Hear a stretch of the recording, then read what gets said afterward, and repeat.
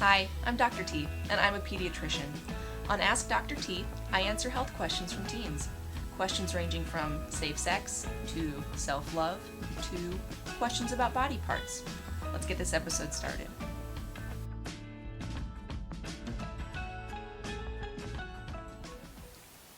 So this set of questions will be all about orgasms. Question number 1. How do you know when you're having an orgasm? Very good question. When someone experiences an orgasm, there are a number of things that go on. So besides a physical feeling of intense pleasure, one may also experience increased heart rate, maybe a little skin flushing, so the skin gets a little bit more warm. Sometimes there will be muscle contractions that you can't control, so arms or legs or toes twitching.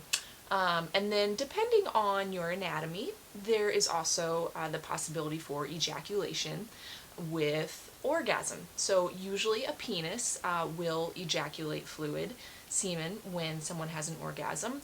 One thing that those with a vagina may notice is that there is some increased fluid in the vaginal canal with orgasm as well.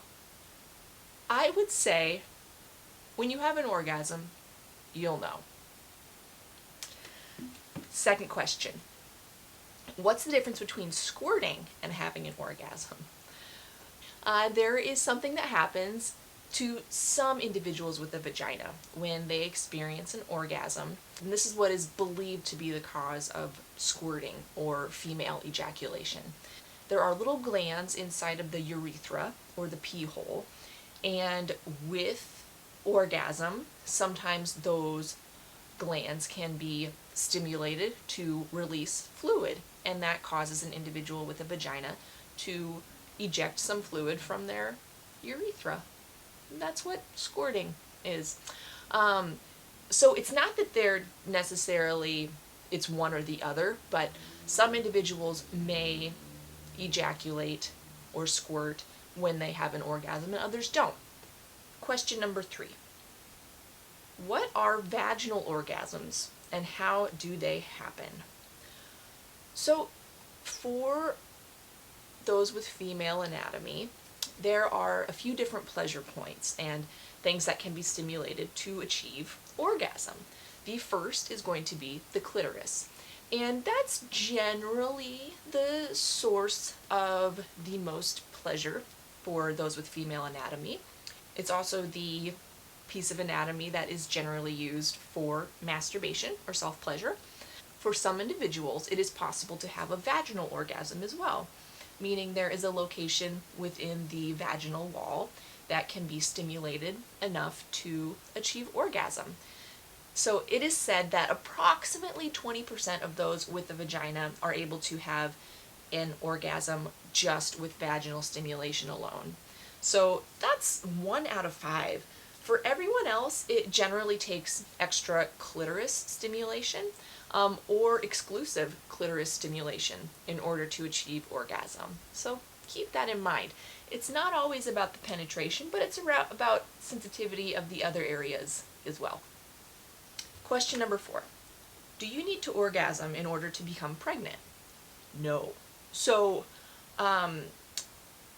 there are some studies that show that when a female orgasms, that can help, some of the muscle contractions can help propel the sperm up into the uterus and into the fallopian tubes, but orgasm is not essential for fertilization of an egg. So don't expect that just because you don't orgasm doesn't mean you're not going to get pregnant. There's still a big possibility.